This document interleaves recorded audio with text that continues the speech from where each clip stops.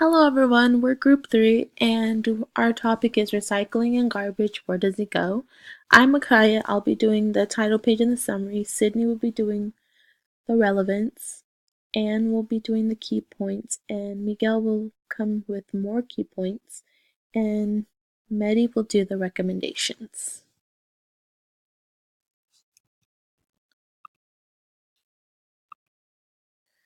So, most Americans recycle around 87 tons of waste each day. In America, our waste either makes it to the landfills or can end up in the ocean.